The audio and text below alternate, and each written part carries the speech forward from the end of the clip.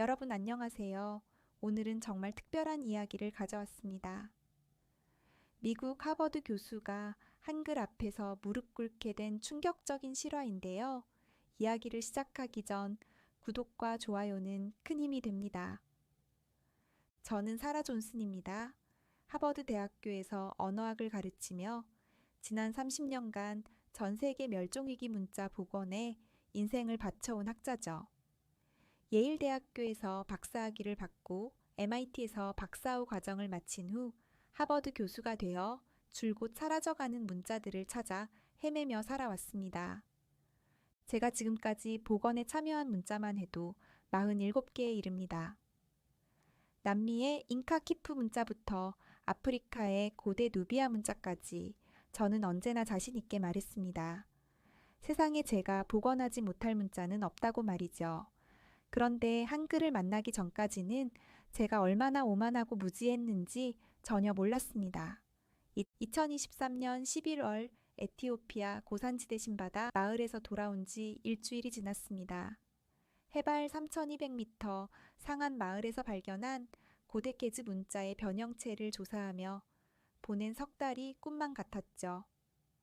현지 부족장 아베베와 함께 동굴 벽화를 해독하고 마을 어르신들의 구전을 기록하며 또 하나의 사라진 문자를 세상에 알렸다는 뿌듯함에 가득 차 있었습니다. 손목에 남은 고도병 흔적을 만지며 런던행 비행기에서 생각했습니다. 이제 정말 세계적인 문자 복원 전문가가 됐구나. 하버드 동료들이 저를 바라보는 부러운 시선이 눈에 선했죠. 런던에서 열린 국제언어학회는 그해 유럽에서 가장 큰 규모의 학술대회 중 하나였습니다. 전 세계 각국에서 온 수많은 언어학자들이 모인 중요한 학술 행사였죠. 저는 동료 교수들과 함께 아프리카 고대 문자 관련 세션에 참석해 있었습니다. 독일 막스 플랑크 연구소의 하인리히 밀러 교수가 발표를 마치고 커피 브레이크 시간이었습니다. 동료들과 둘러서서 각국 문자의 우수성에 대해 열띤 토론을 벌이고 있었죠. 프랑스 소르본 대학의 피에르 뒤몽 교수가 라틴 문자의 세계적 확산에 대해 자랑스럽게 말하고 있을 때였습니다. 그때 밀러 교수가 비웃는 듯한 표정으로 말했습니다. 한글은 참 신기한 문자야. 한국인들이 실용성만 좋다고 자화자찬하는데 정작 문자로서의 철학적 깊이나 문화적 가치는 별로 아닌가? 그냥 효율적인 표기법일 뿐이지 우리가 연구하는 고대 문자들의 심오함과는 차원이 다르지 않나?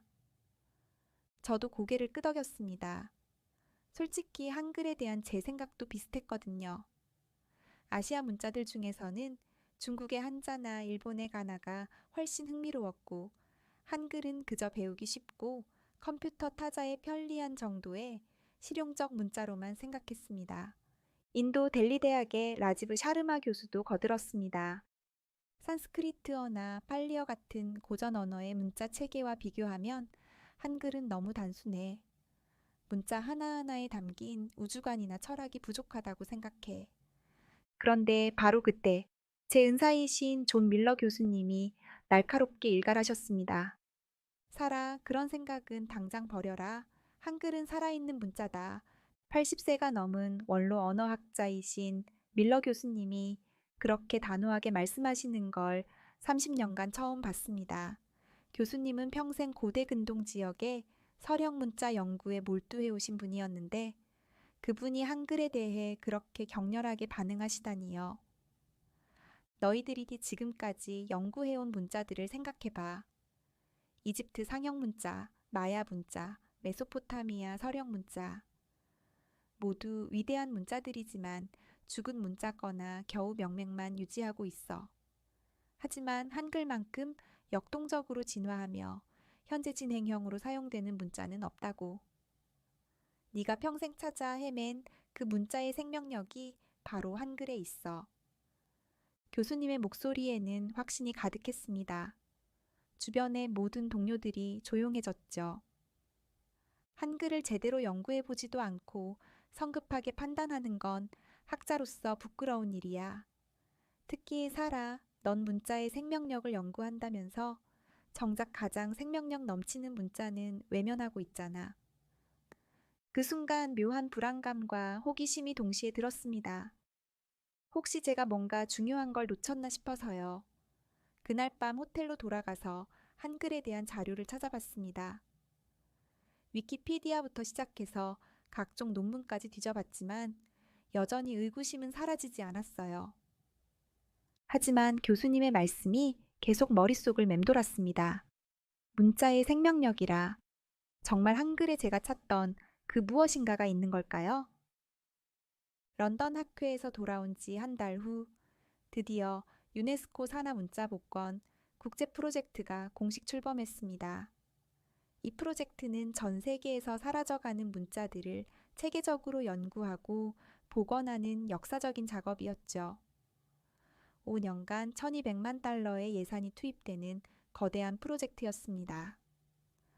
파리 유네스코 본부에서 열린 킥오프 미팅에는 12개국에서 온 최고의 언어학자와 인류학자들이 모였습니다. 미국 예일대학의 로버트 스미스, 프랑스 콜레주 드 프랑스의 마리 듀보아, 이탈리아 로마 사피엔차 대학의 줄리오 로시, 모두 각자 분야의 세계적 권위자들이었죠. 저에게는 세 개의 문자가 배정됐습니다. 북미 체로키 문자, 중앙 아메리카 마야 문자, 그리고 서아프리카의 바이 문자였어요. 하나하나가 인류 문명의 소중한 유산이었죠. 첫 번째로 착수한 것은 체로키 문자였습니다. 1821년 세콰야라는 체로키족 인디언이 홀로 만든 85개의 음절 문자였어요. 세콰야는 원래 조지지스트라는 이름을 가진 혼혈이었는데 영어를 전혀 몰랐지만 백인들이 종이에 말을 담는다는 사실에 충격을 받아 체로키어를 위한 문자를 만들기로 결심했다고 합니다. 12년간의 긴 노력 끝에 그가 완성한 체로키 문자는 정말 놀라웠습니다. 영어 알파벳을 변형했지만 소리는 완전히 달랐어요. 예를 들어 D 모양의 글자는 아 소리를 나타냈죠. 그는 체로키어의 모든 음절을 85개 기호로 표현할 수 있는 완벽한 체계를 만들어냈습니다. 두 번째는 마야 문자였습니다. 기원전 3세기부터 16세기까지 중앙 아메리카에서 사용된 이 문자는 상형 문자와 음성 문자가 결합된 매우 복잡하지만 아름다운 체계였어요. 800여 개의 글리프로 구성되어 있었고 수학과 천문학의 고도로 발달된 지식을 기록하는 데 사용됐습니다. 세 번째 바이 문자는 서아프리카 라이베리아와 시에라리온 지역의 바이 부족이 사용하던 독특한 문자였어요. 19세기 중반 두왈루 부켈레라는 사람이 꿈에서 계시를 받아 만들었다는 전설이 있는 이 문자는 점과 선으로 구성된 200여 개의 음절 문자였습니다. 몇 달간 각 문자를 집중적으로 연구하면서 저는 점점 깊은 감동을 받았습니다. 인류가 자신의 언어를 기록하려는 열망이 얼마나 강렬한지 실감했거든요. 하지만 동시에 안타까운 공통점도 발견했습니다. 체로키 문자는 1830년대 미국 정부의 인디언 강제 이주 정책인 눈물의 길 이후 사용자가 급격히 감소했습니다. 1만 7천 명의 체로키족이 강제로 오클라호마로 이주하면서 4천 명이 목숨을 잃었고 문자 전승도 큰 타격을 받았죠. 마야 문자는 16세기 스페인 정복자들의 침입과 함께 거의 완전히 사라졌습니다. 스페인 선교사 디에고 데 란다가 마야 서적들을 대량으로 불태운 사건은 인류 문화사의 큰 비극이었어요. 수천 년간 축적된 마야 문명의 지식이 한순간에 재가 되어버렸습니다. 바이 문자는 19세기 후반 유럽 식민지 교육 정책으로 아랍 문자에 밀려나기 시작했습니다. 이슬람 선교사들이 들어오면서 코란 교육이 확산되었고 바이 고유의 문자는 점점 사용되지 않게 됐죠. 매주 화요일마다 열리는 프로젝트 팀 미팅에서 다른 연구자들도 비슷한 이야기를 했습니다. 동남아시아의 바이바이인 문자를 연구하는 태국 출신 소파나 교수는 문자가 정치적 압력에 의해 사라져가는 현실을 한탄했고 호주 원주민 문자를 연구하는 멜번 대학의 제임스 윌슨 교수는 구전 문화의 단절을 안타까워했습니다. 아름답고 정교한 문자들이지만 모두 사회적 격변이나 정치적 압력, 외부 문화의 침입 앞에서는 너무나 무력했습니다. 문자의 우수성만으로는 생존을 보장할 수 없다는 냉혹한 현실을 깨닫게 됐죠. 그런데 딱 하나의 예외가 있었습니다. 바로 한글이었어요. 15세기에 창제된 한글은 600년에 가까운 세월이 흘렀는데도 여전히 5천만 명이 사용하고 있을 뿐만 아니라 21세기 디지털 시대에 오히려 더욱 강력해지고 있었습니다. 다른 문자들이 시대의 변화에 적응하지 못하고 사라져 갔는데 한글은 어떻게 이렇게 오랫동안 살아남을 수 있었을까요? 더 놀라운 건 한글이 단순히 생존에 그치지 않고 계속 진화하고 있다는 점이었습니다. 저는 점점 확신하게 됐습니다. 문자의 생존은 그 문자를 만든 권력층이 아니라 그것을 사용하는 민중이 결정한다는 것을요. 세종대왕의 모든 백성이 쉽게 익혀 사용하는 문자라는 철학이 실제로 성공한 거의 유일한 사례였던 것입니다. 2024년 3월 드디어 한국 땅에 첫 발을 디뎠습니다. 인천국제공항에 내리자마자 느낀 건 600년 된 문자가 21세기에 이렇게 생생하게 살아있다는 놀라움이었어요. 물론 한국인이 한글로 모든 것이 표기되어 있는 건 당연하지만 제가 그동안 연구해온 고대 문자들과는 완전히 다른 활력이 느껴졌습니다. 가장 인상적이었던 건 한글의 무한한 변신이었어요. 공항의 공식적이고 깔끔한 한글, 택시 안의 친근한 한글, 거리 간판에 화려하고 개성 넘치는 한글. 같은 문자 체계인데도 용도와 상황에 따라 완전히 다른 분위기를 연출하고 있었거든요. 제가 연구해온 라틴 문자나 아랍 문자도 다양하게 사용되지만 한글만큼 유연하고 표현력이 풍부한 문자는 본 적이 없었어요. 서울 시내로 이동하는 공항철도 안에서 저는 계속 창밖을 내다봤습니다. 지나가는 모든 건물의 간판들이 마치 한글의 가능성을 보여주는 전시회 같았어요. 600년 전 창제된 문자가 이렇게 현대적이고 역동적일 수 있다는 걸 처음 깨달았습니다. 첫 번째 방문지는 세종대왕 기념관이었습니다. 서울 동대문구에 위치한 이곳은 한글과 세종대왕의 업적을 기리는 곳이었죠. 기념관에 들어서자마자 거대한 세종대왕 동상이 저를 맞이했습니다. 자애로우면서도 위험 있는 표정의 세종대왕을 보며 마음이 숙연해졌어요. 기념관의 하이라이트는 훈민정음 해례본 전시실이었습니다. 물론 원본은 아니었지만 고해상도로 복원된 해례본을 통해 600년 전 문서를 자세히 들여다볼 수 있었습니다. 나란말씀이 둥기계 달아로 시작하는 언해본의 첫 구절을 읽는 순간 소름이 돋았어요. 기념관 큐레이터인 김수진 씨가 자세한 설명을 해주었습니다. 이 문장 하나에 세종대왕의 모든 철학이 담겨 있어요. 우리나라 말이 중국과 다르다는 것은 단순한 사실 확인이 아니라 언어 주권 선언이었거든요. 당시로서는 상상할 수 없을 만큼 혁명적인 발상이었죠. 김 큐레이터는 계속 설명했습니다. 세종대왕은 문자를 만드시면서 두 가지 원칙을 고수하셨어요. 첫째는 과학성이었고 둘째는 실용성이었어요. 발음 기관을 본떠서 자음을 만들고 천지인 사상에 따라 모음을 만든 것은 과학성을 나타내고 모든 백성이 쉽게 배울 수 있도록 간단하게 만든 것은 실용성을 보여주죠. 두 번째 방문지는 간송미술관이었습니다. 성북구에 위치한 이 작은 미술관이 바로 훈민정음 해례본 원본을 소장하고 있는 곳이었어요. 아쉽게도 해례본 원본을 직접 볼 수는 없었지만 미술관의 역사 자체가 감동적이었습니다. 미술관 관장님이 들려준 간송 전영필 선생의 이야기는 정말 놀라웠어요. 간송 선생은 일제강점기에 우리 문화재를 지키기 위해 전 재산을 쏟아부으셨어요. 훈민정금 해례본도 그때 구입하신 거죠. 일제가 우리 문화를 말살하려 할 때 한 개인이 목숨을 걸고 지켜낸 겁니다. 관장님의 목소리에는 감동이 담겨 있었습니다. 한국전쟁 때도 간송 선생은 이 해례본을 베개 밑에 두고 피난을 다니셨다고 했대요. 폭격이 떨어져도 이 책만은 지켜야 한다는 일념으로요. 일제강점기에는 발각되면 큰일이라고 해서 남몰래 보관하셨고요. 그때 저는 깨달았습니다. 한글은 단순한 문자가 아니라 민족의 정체성 그 자체구나. 그래서 한국 사람들이 이렇게 한글을 소중히 여기는 거구나.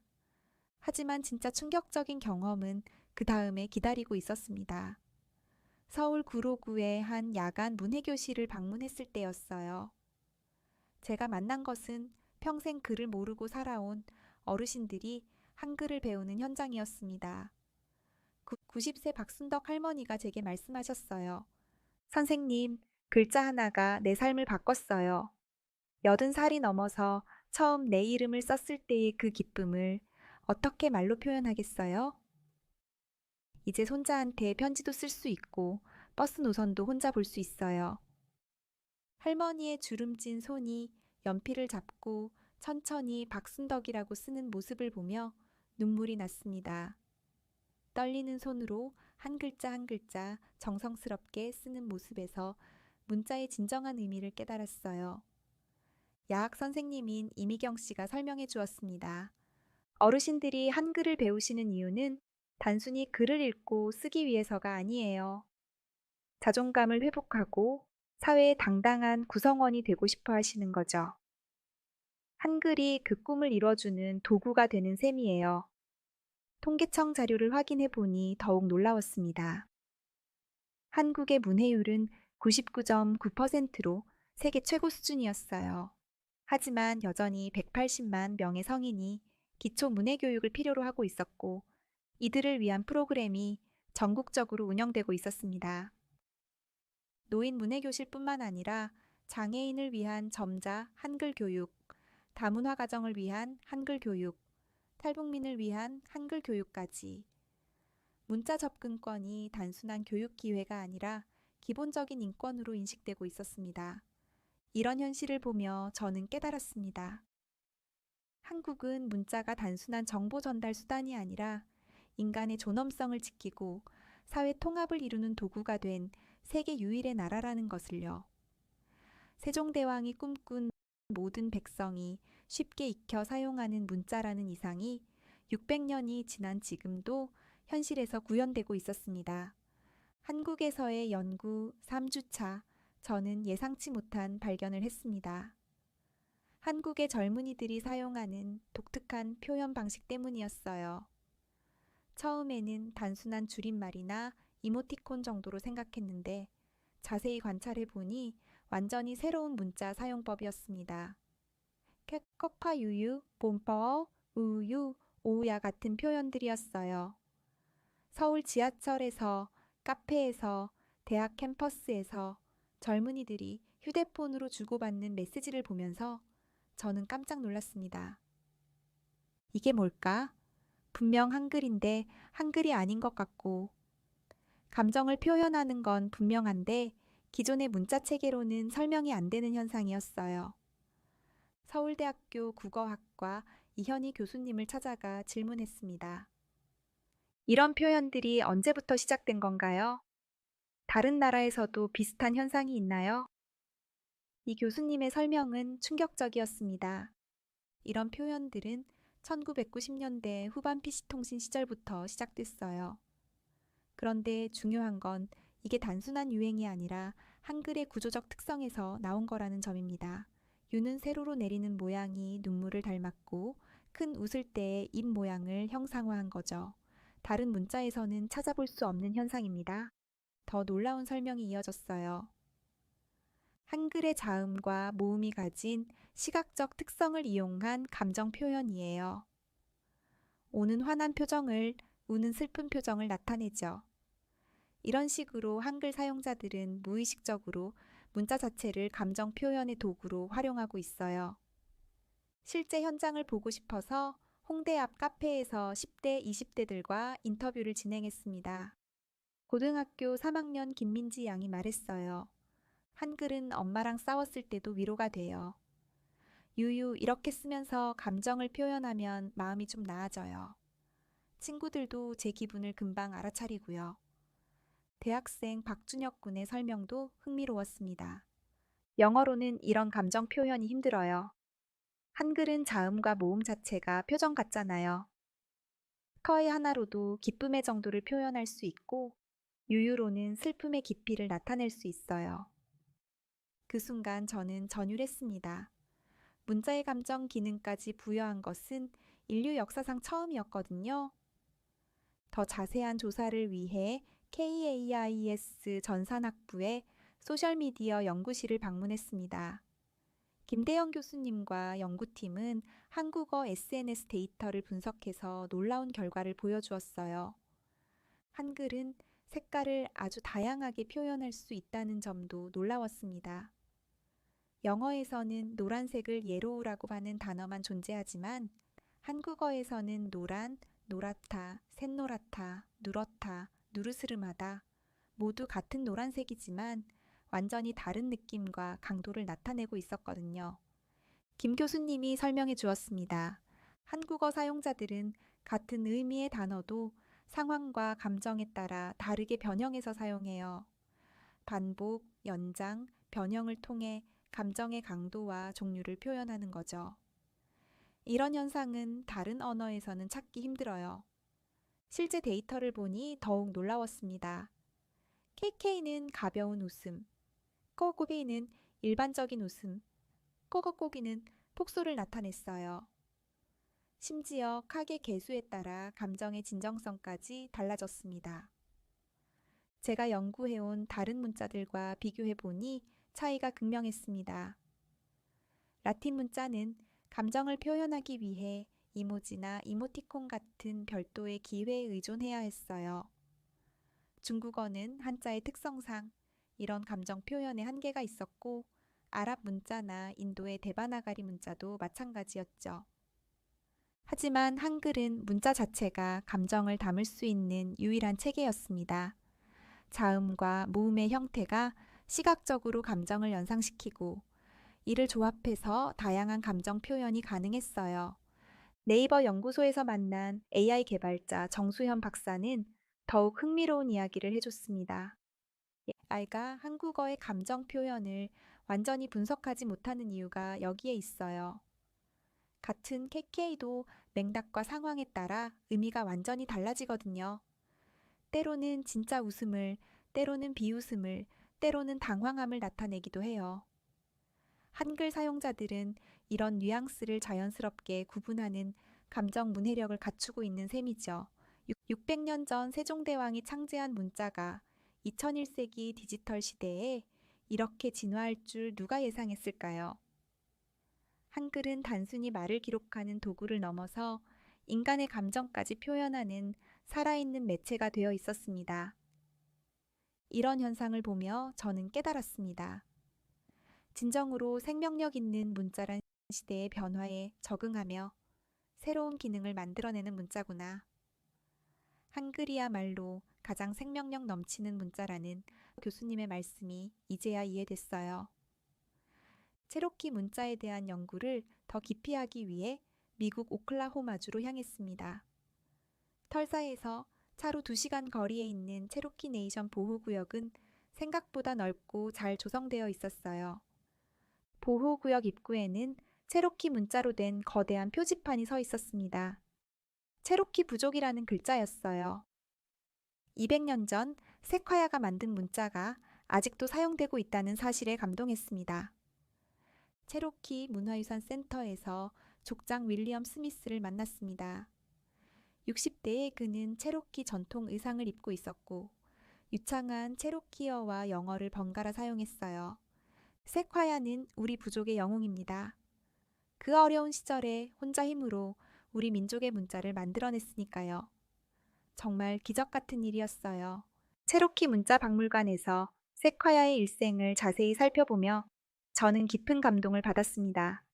어린 시절 다리를 절어 돼지발이라고 놀림받던 소년이 12년의 노력 끝에 85개 음절 문자를 완성한 이야기는 정말 감동적이었어요. 박물관 큐레이터 메리로스가 세콰이아의 동기에 대해 설명해 주었습니다. 세콰이아는 백인 상인들이 계약서를 들이밀 때 그를 몰라서 속는 동족들을 보며 분노했어요. 그래서 우리도 말을 종이에 담을 수 있어야 한다고 생각한 거죠. 12년간 밤낮으로 연구해서 마침내 체로키 문자를 완성했어요. 세콰이아의 철학은 세종대왕과 놀라울 정도로 비슷했습니다. 문자는 특권층만의 것이 아니라 모든 민족이 가져야 할 권리라고 생각했거든요. 그는 체로키어의 모든 음절을 분석해서 85개 기호로 표현할 수 있는 완벽한 체계를 만들어냈습니다. 체로키 문자의 확산 속도 두고 놀라웠어요. 1821년 완성된 후 불과 몇 년 만에 체로키족 대부분이 글을 읽고 쓸 수 있게 됐습니다.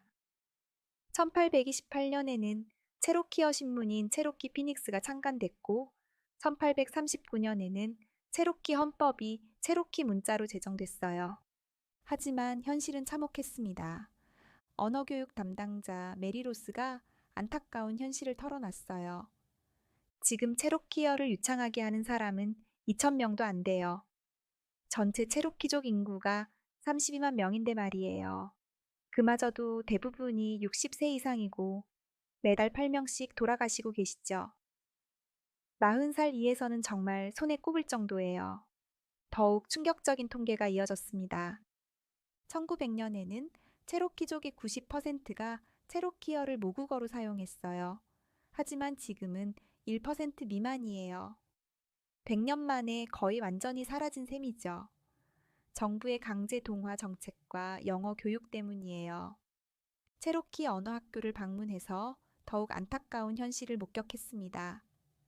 체로키어 몰입교육을 받는 아이들은 단 30명 뿐이었어요. 선생님들도 대부분 60대 이상이었고 젊은 교사를 구하기가 하늘의 별 따기였습니다. 반면 한국의 상황은 완전히 달랐습니다.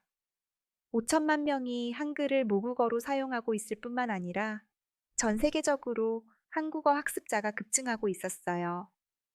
듀오링고 같은 글로벌 언어 학습 앱에서 한국어 학습자가 1,770만 명을 기록했고 한국어 능력 시험 응시자도 1997년 2,992명에서 37만 5,871명으로 140배 증가했습니다.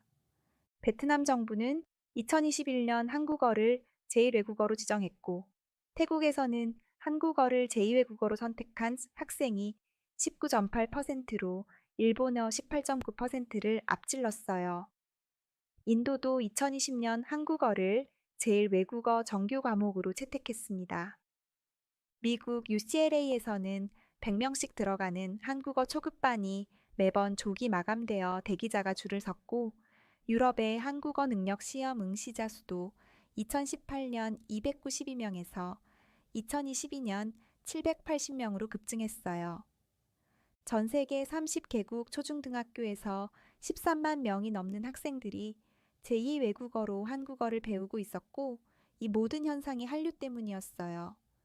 K-팝, K-드라마, K-영화를 통해 한국 문화에 빠진 전 세계 젊은이들이 한글을 배우고 싶어 했습니다. 무엇이 이런 극명한 차이를 만들었을까요? 며칠 고민한 끝에 답을 찾았습니다. 첫째는 국가 시스템의 차이였어요. 세콰이아는 개인의 천재성으로 문자를 만들었지만 세종대왕은 국가 전체의 힘을 동원해서 문자를 만들고 보급했습니다. 집현전 학자들과 함께 이론을 체계화했고 국가 차원에서 문자 교육을 실시했어요. 둘째는 지속성의 차이였습니다. 한국은 600년간 외침과 식민 지배를 겪으면서도 한글을 지켜냈어요. 특히 일제강점기에는 조선어학회를 중심으로 한 학자들이 목숨을 걸고 한글을 지켜냈습니다. 1908년 주시경 선생을 중심으로 창립된 국어연구학회는 1931년 조선어학회로 발전했어요. 이들은 1933년 한글 맞춤법 통일안을 제정하고 1936년 조선어 표준말 모음을 발표했으며 1441년 외래어표 기법통일안까지 완성했습니다. 또한 조선어대사전 편찬 작업을 진행하며 우리말과 글을 체계화했어요. 1926년부터는 훈민정음 반포일을 각연알로 정해 매년 기념식을 거행하며 민족정신을 일깨웠습니다. 하지만 청후 12년 일제는 조선어학회를 민족주의 독립운동 단체로 규정하고 최현배, 이극로, 정태진 등 33명을 검거해 투옥시켰어요. 이훈재 선생은 옥중에서 순국하셨고 사전 원고 26,500장이 압수됐습니다. 그러나 이들의 희생은 헛되지 않았어요. 해방 후 압수된 원고가 서울역 창고에서 발견되어 1917년 조선말큰 사전이 완성됐고 이들이 만든 맞춤법과 표준어가 오늘날까지 사용되고 있습니다. 반면 체로키족은 강제 이주와 동화 정책으로 문자 전승이 끊어졌습니다. 셋째는 실용성의 차이였어요. 한글은 시대가 변해도 계속 실용적이었습니다. 활판 인쇄 시대에는 자음 14개와 모음 10개만 있으면 모든 한글을 조합할 수 있어서 다른 문자보다 훨씬 경제적이었어요. 중국어는 수천 개의 한자 활자가 필요했지만 한글은 24개의 기본 활자로 충분했죠. 타자기 시대에도 한글은 뛰어났습니다. 1949년 공병구가 개발한 세벌식 한글 타자기는 세계에서 가장 빠른 타자 속도를 자랑했어요. 영어 타자기는 26개의 알파벳을 순서대로 쳐야 했지만 한글은 자음과 모음을 동시에 조합해서 한 번에 한 글자를 완성할 수 있었습니다. 컴퓨터 시대에 들어서면서 한글의 장점은 더욱 빛났어요. 두 벌씩 자판으로 자음 14개와 모음 10개만 외우면 모든 한글을 입력할 수 있었죠. 1980년대 한글 워드 프로세서가 보급되면서 한국은 세계에서 가장 빠르게 디지털 문서화가 진행된 나라 중 하나가 됐습니다. 스마트폰 시대에는 천지인 입력법이 등장했어요. 이 세 개 기본 요소만으로 모든 모음을 만들어내는 세종대왕의 창제 원리가 21세기 모바일 환경에서 완벽하게 구현된 거죠. 작은 화면에서도 빠르고 정확한 입력이 가능해졌습니다. 하지만 체로키 문자는 85개 음절 문자 때문에 현대 기술에 적응하기 어려웠어요. 컴퓨터 키보드에 85개의 키를 만들 수도 없고 스마트폰 화면에는 더더욱 불가능했죠. 결국 현대 사회에서 체로키어를 쓰려면 영어 알파벳으로 전사해야 하는 경우가 많아졌습니다. 족장 윌리엄 스미스와의 마지막 대화가 인상 깊었어요. 우리도 세종대왕 같은 지도자가 있었다면 좋았을 텐데요. 세콰야는 위대했지만 혼자였어요. 하지만 세종대왕은 나라 전체가 도와준 거잖아요. 그 차이가 지금의 결과를 만든 것 같아요. 여러분들도 생각해 보세요. 개인의 천재성과 체계적인 국가 시스템, 문자의 생존에 더 중요한 것은 무엇일까요? 한국에 돌아와서 KBS와 함께 한글 관련 다큐멘터리를 제작하게 됐습니다. 처음에는 단순히 학술적 관점에서 한글의 우수성을 소개하는 정도로 생각했는데 촬영 과정에서 제가 상상도 못한 이야기들을 듣게 됐어요. 첫 번째 촬영지는 하나원이었습니다. 북한 이탈 주민들이 남한 사회 적응 교육을 받는 곳이죠. 여기서 만난 탈북민들의 이야기는 정말 충격적이었어요. 19세 김영희 씨가 말했습니다. 북한에서는 조성을이라고 부르는데 남한에 와서 보니 같은 글자로 이렇게 다양한 표현이 가능한 줄 몰랐어요. 북한에서는 정해진 표현만 써야 했거든요. 자유로운 한글을 보면서 자유로운 사회를 느꼈어요. 더 자세히 들어보니 놀라웠습니다. 북한과 남한이 같은 한글을 쓰지만 사용 방식이 완전히 달랐어요. 북한에서는 정치적으로 올바른 표현만 허용되고 개인적인 감정 표현은 제한됐다고 하더군요. 하나원 교육 담당자 박미경 씨가 설명해 주었습니다. 탈북민들이 가장 어려워하는 게 감정 표현이에요. 북한에서는 개인의 감정을 드러내는 글쓰기를 거의 안 했거든요. 나만의 자유로운 한글 표현을 배우면서 진짜 자유를 느낀다고 해요. 두 번째 촬영지는 안산의 한 공장이었습니다. 다문화 가정과 이주 노동자들이 한글을 배우는 모습을 담기 위해서였어요. 여기서 만난 베트남 출신 판반둑 씨의 이야기는 더욱 감동적이었습니다. 한글 배우기 전에는 항상 누군가 도움이 필요했어요. 병원 가려면 통역사 불러야 하고, 은행을 보려면 한국 사람 친구 데려가야 하고, 정말 답답했어요. 지금은 혼자서도 다 할 수 있어요. 한글이 저에게 독립성을 줬어요. 판반뚝 씨는 한국에 온 지 5년 만에 한글 능력 검정 시험 2급을 땄다고 자랑스럽게 말했어요. 그의 노트에는 어려운 한글 단어들이 베트남어 번역과 함께 빼곡히 적혀 있었습니다. 한글이 다른 나라 문자보다 배우기 쉬워요. 규칙이 명확하고 예외가 적어서 외국인이 배우기 좋아요. 처음에는 어려웠지만 3개월만 집중해서 배우니까 신문도 읽을 수 있게 됐어요. 세 번째 촬영지는 서울 관악구의 다문화가정지원센터였어요. 여기서 만난 필리핀 출신 마리아 김 씨의 이야기는 저에게 큰 울림을 줬습니다. 한글 덕분에 제가 한국 사회의 진짜 일원이 됐어요. 예전에는 아이들 숙제도 못 도와줬는데 이제는 함께 공부할 수 있어요. 학부모 모임에도 당당하게 참석할 수 있고 다른 엄마들과 대화도 자연스럽게 해요. 마리아 씨는 눈물을 글썽이며 말했어요. 글을 통해 사회에 편입된다는 게 얼마나 큰 축복인지 몰랐어요. 한글을 배우면서 제가 이 사회의 당당한 구성원이라는 걸 느꼈어요. 이제 제 아이들에게도 자랑스러운 엄마가 될 수 있어요. 네 번째 촬영에서는 더욱 놀라운 사례를 만났습니다. 시각장애인을 위한 점자 한글 교육 현장이었어요.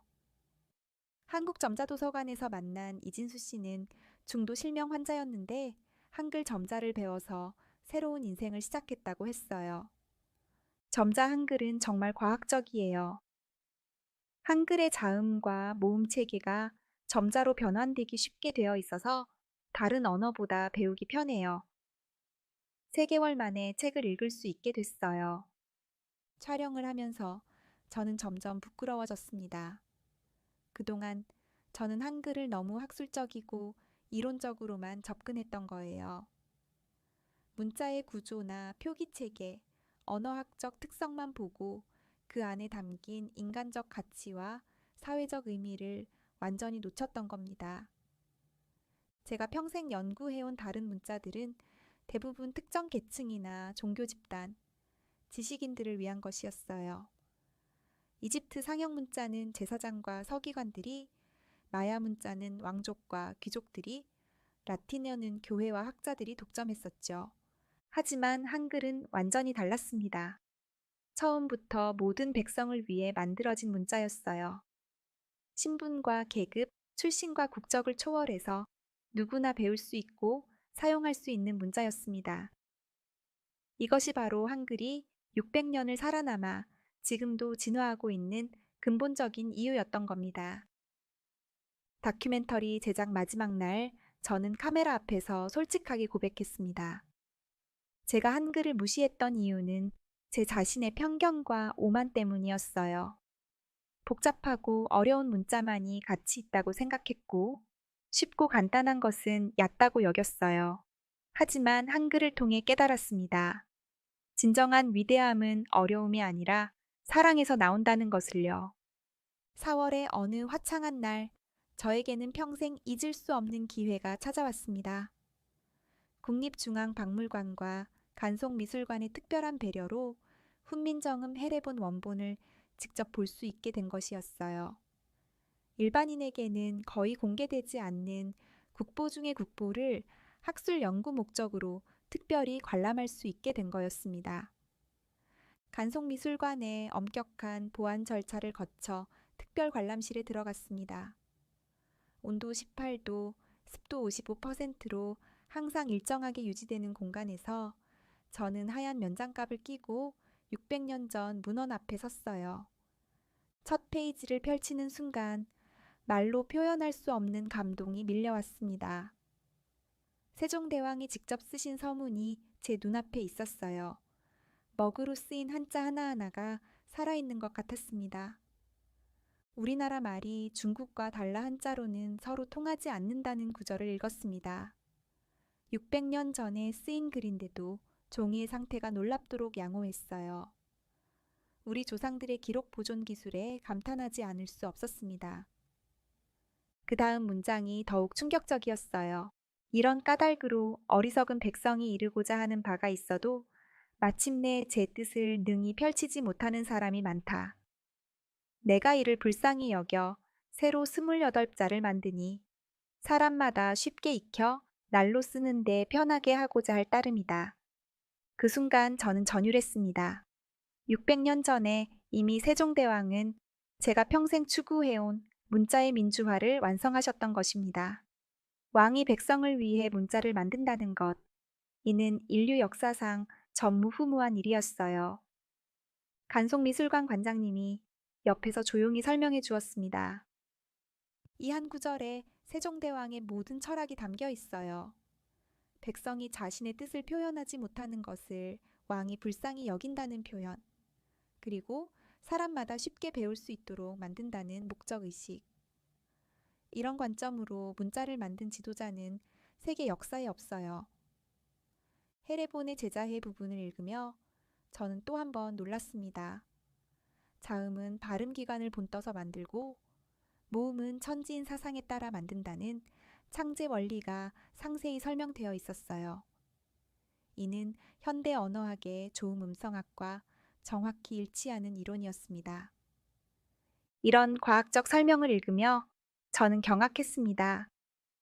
15세기에 이미 이런 정교한 언어학 이론이 완성되어 있었다니요. 훈민정음 언해본도 함께 볼 수 있었습니다.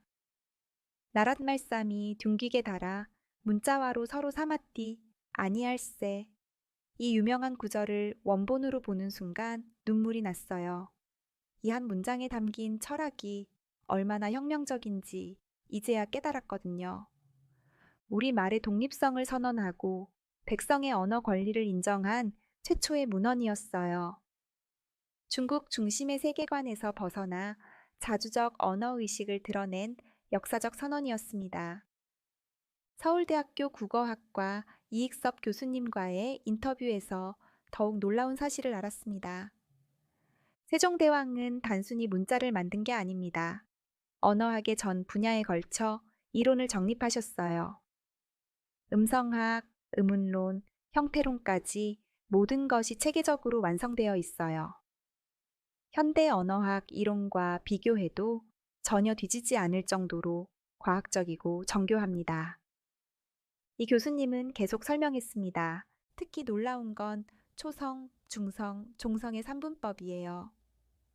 이런 음절 구조 분석은 20세기에 와서야 서구 언어학에서 체계화됐는데 세종대왕은 이미 15세기에 완성하셨어요. 조음 위치에 따른 자음 분류, 천지인 사상에 기반한 모음 체계까지 모두 독창적이고 과학적인 이론입니다. 저는 깊은 경외감과 함께 부끄러움을 느꼈습니다.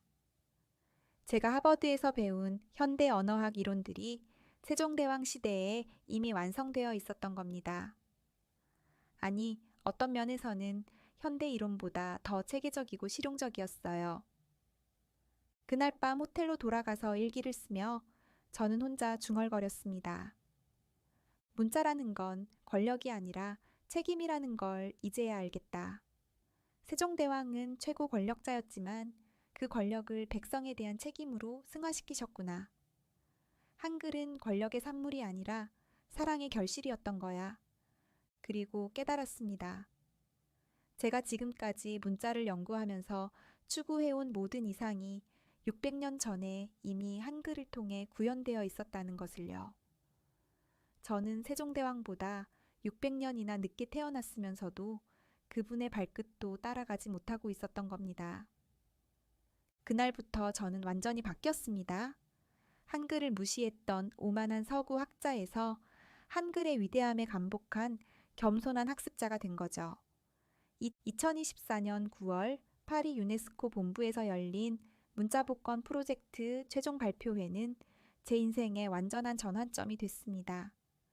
전 세계 12개국에서 온 연구자들이 각각의 멸종위기 문자에 대해 발표하는 자리였는데 저는 모든 사람의 예상을 깨는 특별한 제안을 했습니다. 대형 스크린에 한글로 된 프레젠테이션을 띄우며 저는 말했습니다. 신사숙녀 여러분, 저는 오늘 한글을 문자 복원의 국제 모범 사례로 채택할 것을 제안합니다. 200명이 넘는 청중석이 술렁였어요. 한글은 멸종위기 문자가 아니라 현재 가장 활발히 사용되는 문자 중 하나였기 때문이죠. 독일의 밀러 교수가 즉시 손을 들고 질문했습니다. 존슨 교수, 한글은 우리가 연구하는 대상이 아니지 않습니까? 멸종위기도 아니고 오히려 확산되고 있는 문자인데요. 저는 차분하게 답했습니다. 바로 그 점이 중요합니다. 한글이야말로 문자가 어떻게 생존하고 발전하는지 보여주는 살아있는 교과서거든요. 우리가 복원하려는 문자들이 왜 사라졌는지, 그리고 어떻게 해야 다시 살릴 수 있는지 한글이 모든 답을 가지고 있어요. 프레젠테이션을 계속하며 저는 지난 8개월간의 연구 결과를 발표했습니다. 세종대왕의 창제 철학은 모든 문자 복원 프로젝트의 기본 원칙이 되어야 합니다. 첫째, 과학성. 발음기관을 관찰해서 만든 자음과 천지인 사상에 기반한 모음 체계는 언어학적으로 완벽합니다. 둘째, 실용성. 모든 백성이 쉽게 배울 수 있도록 간단 명료하게 만들었어요. 셋째, 체계성. 국가 차원에서 교육과 보급을 체계적으로 추진했습니다. 프랑스의 디몽 교수가 반박했습니다. 하지만 한글은 특수한 조건에서 성공한 것 아닙니까? 강력한 중앙 집권, 국가와 단일 민족이라는 조건이 있었잖아요. 우리가 복원하려는 문자들의 상황과는 다르지 않나요? 저는 단호하게 대답했습니다. 전혀 그렇지 않습니다. 한글의 성공 비결은 정치적 조건이 아니라 철학적 기반에 있어요. 문자를 특권층의 도구가 아닌 모든 사람의 권리로 본 관점. 이것이 핵심입니다. 그리고 이런 철학은 어떤 사회에서든 적용 가능해요. 3시간에 걸친 격렬한 토론이 이어졌습니다. 일부 학자들은 여전히 회의적이었지만 점점 더 많은 사람들이 제 제안에 동조하기 시작했어요. 유네스코 문화 담당 부사무총장인 에르네스토 오토네 박사가 마지막에 발언했습니다. 존슨 교수의 제안은 매우 혁신적입니다. 우리가 그동안 죽은 문자만 연구해왔다면 이제는 살아있는 문자에서 배울 때입니다. 한글을 문자 보급 국제 표준으로 삼는 것에 찬성합니다. 놀랍게도 최종 투표에서 압도적인 찬성으로 제 제안이 채택됐습니다. 유네스코가 한글을 문자 보급 국제 표준으로 공식 선정한 역사적인 순간이었어요. 그로부터 6개월 후, 저는 서아프리카 말리의 한 작은 마을에 있었습니다.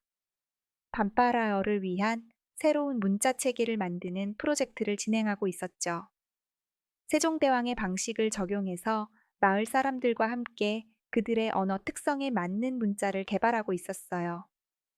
마을 족장 아마두 씨가 제게 말했습니다. 이 한국의 세종이라는 왕은 정말 위대한 분이군요. 600년 전에 우리가 지금 하려는 일을 이미 완벽하게 해내셨다니. 우리도 그분처럼 우리 아이들을 위한 문자를 만들어야겠어요. 마을 아이들이 새로운 문자로 자신의 이름을 쓰는 모습을 보며 저는 감동했습니다. 세종대왕의 정신이 600년의 시공간을 뛰어넘어 아프리카 오지까지 전해지고 있었어요. 그 후 2년간 저는 전 세계를 다니며 한글의 철학을 전파했습니다. 남미의 케차러, 북극의 이누이트어, 인도네시아의 부족 언어들, 20여 개 언어를 위한 문자 개발 프로젝트에 참여하며 한글의 창제 원리를 적용했어요. 모든 프로젝트에서 놀라운 성과가 나타났습니다. 세종대왕의 과학적이고 실용적인 접근법을 따르니까 문자 학습 속도가 기존보다 3배 이상 빨라졌어요. 특히 발음 기관을 본떠서 만드는 자음 체계는 어떤 언어에든 적용할 수 있는 범용적 원리였습니다. 이 봄, 저는 하버드로 돌아와서 새로운 강의를 시작했습니다. 제목은 한글학, 문자 창제의 과학과 철학이었어요. 첫 강의 날 강의실을 가득 메운 학생들에게 저는 말했습니다. 여러분이 지금까지 배운 문자학의 모든 이론은 600년 전 한 동양의 왕이 이미 완성해 놓으셨습니다. 오늘부터 우리는 세종대왕의 제자가 되어 진정한 문자학을 배워보겠습니다. 한때 한글을 무시했던 제가 이제는 한글 전도사가 됐습니다. 동료 교수들은 저의 변화를 보며 놀라지만 저는 확신합니다. 한글은 단순한 문자가 아닙니다. 인간의 존엄성과 평등을 실현하는 도구이며 진정한 소통을 가능하게 하는 매개체예요. 그리고 무엇보다 사랑으로 만들어진 문자입니다. 제 연구실 벽에는 이제 세종대왕의 어진이 걸려 있어요. 매일 아침 그 앞에서 경배하며 다짐합니다. 오늘도 세종대왕의 정신을 세계에 알리는 하루가 되자고 말이에요. 세종대왕의 꿈이 전 세계로 퍼져나가는 것을 보며 저는 깨닫습니다. 진정한 문명은 무력이나 권력이 아니라 사랑과 지혜로 이루어진다는 것을요. 한글이 바로 그 완벽한 증거입니다. 30년간 전 세계 문자를 연구해온 저에게 한글은 완전한 충격이었습니다. 한 나라의 문자가 이렇게 과학적이면서도 인간적일 수 있다니 정말 믿기 어려웠어요. 대한민국은 정말 특별한 문자를 가지고 계십니다. 세계 어느 나라도 한글처럼 사랑으로 만들어진 문자는 없어요. 여러분이 매일 당연하게 사용하는 그 글자들이 사실은 인류 최고의 문화유산이라는 걸 꼭 기억해 주세요. 저는 이제 전 세계를 다니며 한글의 위대함을 알리고 있습니다. 한국어를 못하는 외국인인 제가 한글의 전도사가 된 이유를 아시나요? 한글 속에서 인류가 추구해야 할 가장 아름다운 가치를 발견했기 때문입니다. 구독과 좋아요로 이 놀라운 이야기가 더 많은 사람들에게 전해지길 바랍니다. 김소라였습니다. 오늘도 행복 가득하세요. 감사합니다.